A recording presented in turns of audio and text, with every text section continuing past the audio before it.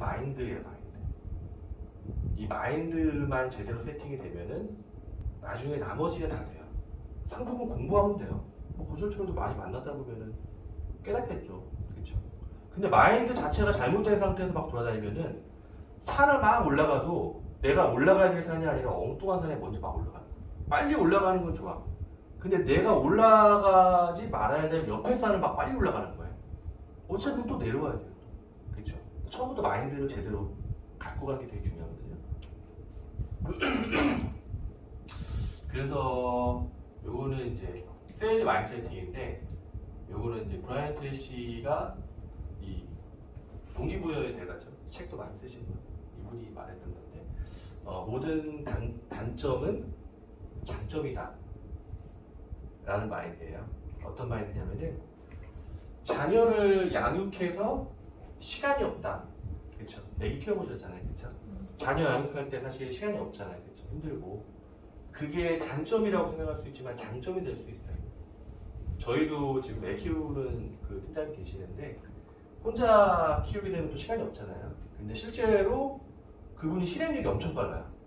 애를 키우다 보니까 정말 실행력을 너무 빨리. 그래서 원래 그런가 생각을 해봤는데 시간이 없으니까 오히려 더 빨리 움직이더라고요. 더 빨리빨리 시키면 바로바로 하고 본인 스스로 막 하거든요. 장점으로 볼 수 있고, 보험 경력이 없다, 팀장님, 그죠?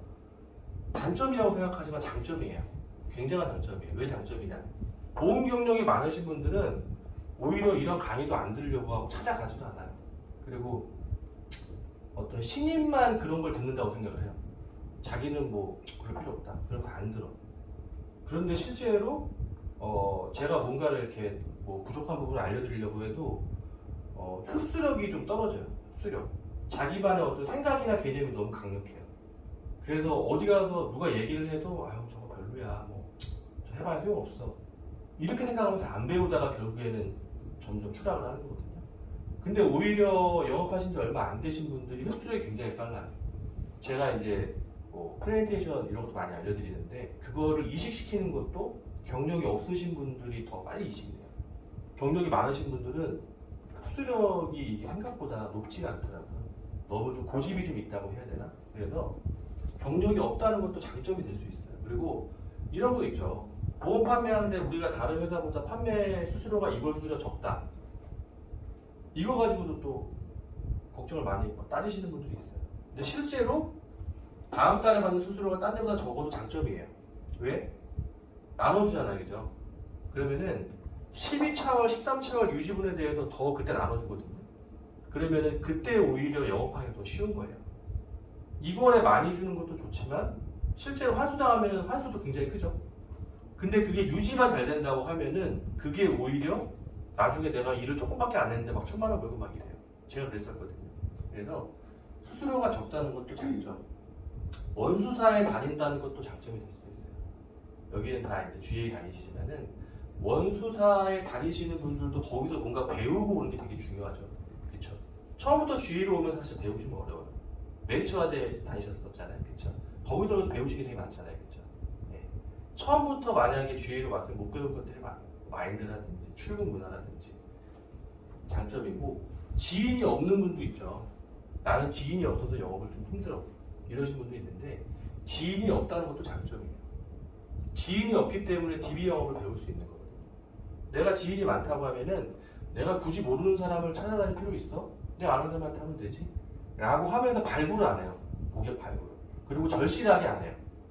저 같은 경우도 일을 일찍 시작했잖아요.